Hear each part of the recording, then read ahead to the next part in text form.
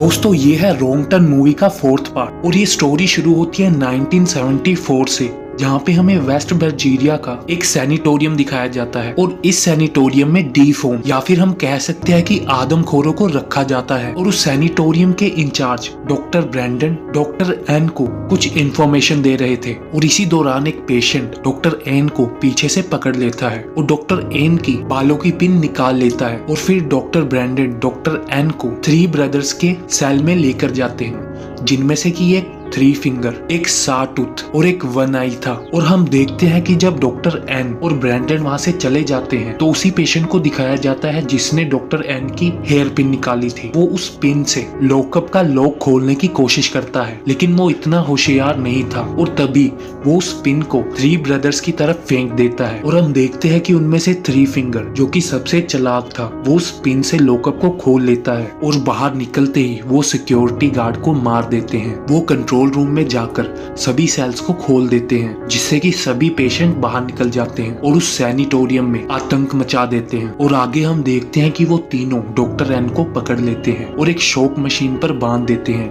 वो doctor Ann को तब तक करंट लगाते रहते हैं जब तक कि डॉक्टर एन का दिमाग पूरी तरह से पक न जाए। इसके बाद वो डॉक्टर ब्रैंडन को भी पकड़ लेते हैं और अपनी चालाकी दिखाते हुए डॉक्टर ब्रैंडन के शरीर के टुकड़े टुकड़े कर देते हैं। और हम देखते हैं कि 29 साल गुजर जाते हैं और वो सैनिटोरियम एक खंडर बन चुका था, जहाँ पर कोई भी नहीं बचा था सिवाय 3 ब्रदर्स के। और हम वहाँ पर 9 दोस्तों को देखते हैं जो कि वहाँ पर घूमने आए हुए थे और वो वहाँ पर स्नो का मजा उठा रहे थे। उनको अपनी एडवेंचर ट्रिप के नेक्स्ट स्टॉप पर पहुँचना था, लेकिन हम देखते हैं कि वो रात को रास्ता भटक जाते हैं क्योंकि उस रात जंगल में बहुत तेज तूफान आया हुआ था। और इसी दौरान वहाँ पर उन्हें एक बिल्डिंग नजर आती है जो कि वही सैनिटोरियम की बिल्डिंग थी और वो कुछ मदद मांगने के लिए उस बिल्डिंग की तरफ चल पड़ते हैं। जैसे ही वो उस बिल्डिंग के अंदर जाते हैं उन्हें पता लग जाता है कि ये एक हॉस्पिटल था, लेकिन अब खंडर बन चुका है और वो आराम से वहाँ पर रात गुजारने लगते हैं। लेकिन उन सभी के अंदर एक क्यूरियोसिटी थी कि वो इस जगह को अच्छे से देखना चाहते थे, इसीलिए वो उस पूरी जगह को एक्सप्लोर करने लगते हैं। और हम देखते हैं कि इंचार्ज ऑफिस में उन्हें एक वाइन की बोतल मिल जाती है और तभी वहाँ पर उन्हें पेशेंट्स की फाइल नजर आती है, जिससे कि उन्हें पता लग जाता है कि यहाँ पर आदमखोर और डीफॉर्म लोगों को रखा जाता था। और फिर हमें वहाँ पर 3 फिंगर नजर आते हैं जो कि बाहर से एक डेड बॉडी को उस सैनिटोरियम में ला रहे थे। और हम देखते हैं कि उन दोस्तों में से 3 लोग नाइट स्पेंड करने के लिए बैट्स को चेक करने के लिए जाते हैं और उन तीनों में से एक लड़का जिसका नाम विंसन था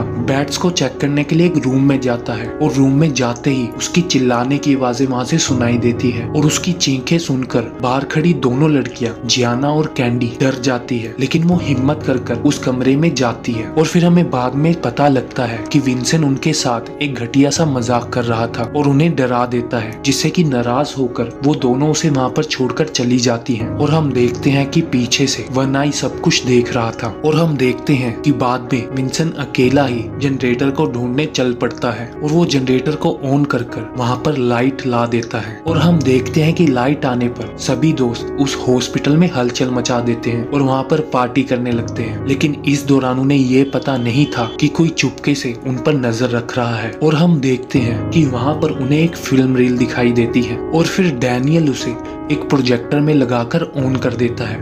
फिर सभी एक फिल्म को देखने लग जाते हैं और हम देखते हैं कि उस वीडियो में 3 ब्रदर्स पर काफी सारे एक्सपेरिमेंट और रिसर्च की जा रही थी। और वो वीडियो देखकर लॉरेन बताती है कि उसका भाई इन तीनों के बारे में बहुत खौफनाक कहानियां बताता था। वो बताती है कि वो तीनों बहुत खतरनाक थे और लोगों को मारकर खा जाते थे, लेकिन हम देखते हैं कि कोई भी उसकी बातों पर बिलीव नहीं कर रहा था। और फिर सभी वहां से उठकर सोने चले जाते हैं। और हम देखते हैं कि जब सभी अपने रूम में सो रहे थे तब विंसन को अपने रूम में नींद नहीं आ रही थी, इसलिए वो बाहर जाकर टहलने लग जाता है। जब विंसन वहाँ पर घूम रहा था तब उसे एक आदमी बैठा हुआ नजर आता है। जब विंसन उसके पास जाता है तो उसे पता लगता है कि वो मर चुका है और वो और कोई नहीं बल्कि उनके ग्रुप का इंचार्ज था, जिसके पास उन्होंने पहुंचना था और उसी को 3 ब्रदर्स मारकर इस सैनिटोरियम में लाए थे। और जब वो उसे देखकर भागने लगता है तो तभी सॉटूथ उसके सामने आ जाता है और एक नुकीले औजार को उसकी खोपड़ी के आर पार कर देता है। और हम देखते हैं कि नेक्स्ट डे सुबह हो जाती है और हम देखते हैं कि जियाना सभी से विंसन के बारे में पूछती है जो कि वहाँ पर मिसिंग था, लेकिन किसी ने भी उसको वहाँ पर नहीं देखा था। और हम देखते हैं कि इसके साथ साथ उन सभी का सारा सामान वहाँ से गायब हो चुका था और वो सभी सोचते हैं कि विंसन इस बार भी उनके साथ कोई मजाक कर रहा था। और वो सभी वहाँ पर विंसन को ढूंढना शुरू कर देते हैं और उनमें से 4 स्टूडेंट्स जो कि बेसमेंट की तरफ जा रहे थे, वहाँ पर उन्हें अजीबो किस्म का एक केज मिलता है जिसमें कि कई तरह के औजार पड़े हुए थे। और जब वो आगे बढ़ते हैं तो उन्हें वही सारे सेल्स मिल जाते हैं जहाँ पर किसी टाइम में पेशेंट्स को रखा जाता था। और जब वो थोड़ा और आगे बढ़ते हैं तब वहाँ पर उन्हें बहुत ज्यादा खून दिखाई देता है जो कि ताजा था, जिससे कि वो सभी घबरा जाते हैं। और फिर वो विंसन को जल्दी से ढूंढने के लिए चारों अलग अलग डायरेक्शंस में चले जाते हैं। और हम देखते हैं कि जियाना किचन की तरफ चली जाती है। तब वो वहाँ देखती है कि सॉ टूथ एक लाश के टुकड़े कर रहा था और फिर तभी 3 फिंगर आकर वहाँ से सॉ टूथ को ले जाता है और जियाना भी जल्दी से वहाँ से भाग जाती है और सभी लोगों के पास पहुंचकर उन्हें वो सब बताने की कोशिश करती है। और तभी उनके सामने एक जैकेट में कुछ आकर गिरता है और जब कैनिया उस पोटली को चेक करने जाती है तब उस पोटली के अंदर से उनके ग्रुप लीडर का सर निकलता है। और तब वो सभी इस सिचुएशन को समझ ही रहे थे कि तभी तीनों भाई ऊपर से एक वायर फेंक कर क्लेयर के गले में फंसा देते हैं और उसे ऊपर खींच लेते हैं और नीचे से कायल उसके पांव पकड़ लेता है। और हम देखते हैं कि कायल पूरा उसके खून में लथपथ हो जाता है और इतनी कोशिश के बावजूद भी वो कायल को नहीं बचा पाता और कायल का सर धड़ से अलग होकर उसी के ऊपर गिर जाता है। और हम देखते हैं कि ये सीन देखकर सभी वहाँ से भागने की कोशिश करते हैं। और जब वो अपनी स्नो बाइक्स लेकर वहाँ से भागने की कोशिश करते हैं तब किसी की भी स्नो बाइक नहीं चल पाती क्योंकि उन तीनों ने बाइक्स के स्पार्क प्लग्स को निकाल लिया था। और तब किसी के भी कुछ समझ में नहीं आ रहा था कि इस सिचुएशन में क्या किया जाए। और उनमें से लॉरेंस जो कि स्की चैंपियन थी वो डिसाइड करती है कि वो स्की कर कर उनके लिए मदद लेने जाएगी और वो बाकियों के लिए मदद लाने के लिए वहाँ से चल पड़ती है। और बाकियों के पास वहाँ पर ठंड से बचने के लिए भी गर्म कपड़े नहीं थे और वो ज्यादा देर के लिए उस तूफान में भी खड़े नहीं हो सकते थे। तभी वो सभी इंचार्ज ऑफिस में खुद को लॉक करने का डिसीजन करते हैं, इसीलिए वो जल्दी से जाकर इंचार्ज ऑफिस में खुद को लॉक कर लेते हैं। अब उनके पास अपनी सेफ्टी के लिए कुछ भी नहीं था, हालांकि बेसमेंट में उन्होंने बहुत सारे औजार देखे थे, इसलिए कायल और सारा बेसमेंट में जाकर हथियार लाने का फैसला करते हैं। और जहाँ पर हम देखते हैं कि 3 फिंगर उनके पीछे पड़ जाता है और वो खुद को केज में बंद कर लेते हैं। और जब 3 फिंगर वहाँ से चला जाता है तब वो तीनों बहुत सारे औजार लेकर वहाँ से भाग जाते हैं। और दूसरी तरफ हम देखते हैं कि वन आई ऑफिस के दरवाजे में छेद कर कर कैनिया को पकड़ लेता है और हम देखते हैं कि ब्रिजेट वन आई के हाथ पर ब्लेड मारती है और कैनिया को आजाद कर लेती है। और दूसरी तरफ वो तीनों बेसमेंट से भाग थे तो सबसे पीछे डैनियल होता है और हम देखते हैं कि सॉटूथ डैनियल को पकड़ लेता है और उसे किचन में ले जाकर बांध देता है। और जब काइल और सारा ऑफिस में पहुंचती है तब उन्हें पता लगता है कि डैनियल उनके पीछे नहीं है। और दूसरी तरफ वो तीनों ब्रदर डैनियल को जिंदा ही काट रहे होते हैं और जिसकी चीखें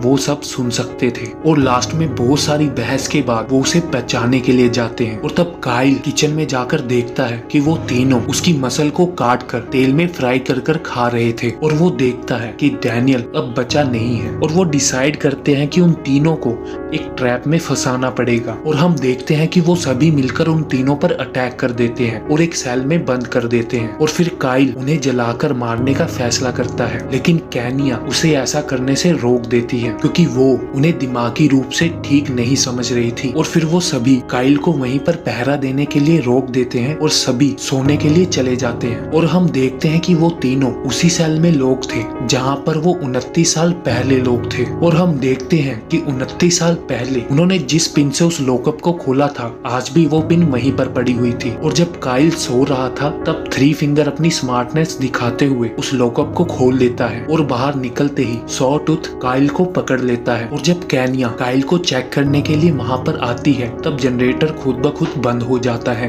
और वहां देखकर उसे पता लगता है कि ना वहां पर काइल है और ना ही उस सेल में 3 ब्रदर्स थे। और वो वापस आकर सभी को बता देती है। और जब वो रूम में लोग थे तब कोई आकर उनके रूम में झांकता है जिसके चेहरे पर एक कपड़ा बंधा हुआ था। और फिर हम देखते हैं कि सभी मिलकर उसे चाकुओं से मार देते हैं। और जब वो उस कपड़े को हटाते हैं तब उन्हें पता लगता है कि वो काइल था जिसकी जुबान 3 फिंगर ने काट ली थी। और तभी वहां पर 3 ब्रदर्स आ जाते हैं जिसे देखकर सभी वहां से भाग जाते हैं। और वो भागते भागते एक रूम तक पहुंच जाते हैं जहां पर उनके ग्रुप का सारा सामान रखा हुआ था और वो अपने अपने गर्म कपड़े पहनकर खिड़की से बाहर निकलने का फैसला करते हैं। लेकिन उस सैनिटोरियम की सभी विंडोज को सीज किया हुआ था और फिर ढूंढने पर उन्हें एक खिड़की मिलती है जो कि खुली थी, लेकिन उसके दूसरे तरफ बहुत ज्यादा बर्फ जमी हुई थी जिसे सारा तोड़ने की कोशिश करती है। और इतनी देर में वो तीनों भाई भी वहाँ पर पहुंच जाते हैं और हम देखते हैं कि जिस कमरे में वो सभी बंद थे, थ्री फिंगर उस दरवाजे को तोड़ने की कोशिश करता है और इतनी देर में सारा बर्फ को तोड़कर एक रास्ता बनाने में कामयाब हो जाती है और वो सभी वहाँ से बाहर निकल जाते हैं। लेकिन जाना वहाँ से बाहर नहीं निकल पाती और वो वहीं पर फंस जाती है और सोट्रूथ एक ड्रिल लेकर उसे वहाँ पर मार देता है और बाकी सभी वहाँ से अपनी जान बचाकर भागते हैं। लेकिन वो तीनों भाई उन्हीं की स्नो बाइक्स लेकर उनके पीछे लग जाते हैं और फिर सार्टरूथ ब्रिजेट को पकड़ लेता है, लेकिन ब्रिजेट उस पर चाकू से हमला करती है और सार्टरूथ उसको छोड़ देता है। और दूसरी तरफ हमें लोरन दिखाई देती है जो कि तूफान में बर्फ जमने के कारण मर चुकी थी। और यहाँ पर अफसोस करने की बात ये है कि जहाँ पर वो मरी थी मेन रोड बिल्कुल उसके सामने ही था, जो कि तूफान की वजह से उसे नजर नहीं आया और वो हिम्मत हार कर वहीं पर बैठ गई थी। और हम देखते हैं कि एंड में केनिया और सारा ही बचते हैं और अभी भी वन आई उनके पीछे पड़ा हुआ था। और जब वन आई केनिया को पकड़ने ही वाला था तब सारा उसे मारकर गिरा देती है और वो दोनों अपनी स्नो बाइक लेकर वहाँ से चली जाती है और खुशी खुशी में उन्हें वहाँ पर लोहे की वायर लगी हुई नजर नहीं आती। और जब वो उस वायर को क्रॉस करते हैं तो उनका सर धड़ से अलग हो जाता है और एंड में थ्री फिंगर उनके सर को उठाकर वहाँ से चल पड़ता है और यहीं पर इस मूवी का एंड हो जाता है। तो दोस्तों, आपको ये मूवी कैसी लगी प्लीज कमेंट कर बताइए और अगर अच्छी लगी हो तो इस वीडियो को भी लाइक कर दीजिए और रॉन्ग टर्न के आने वाले पार्ट्स को देखने के लिए चैनल को सब्सक्राइब कर दीजिए। तो मिलते हैं अगली वीडियो में।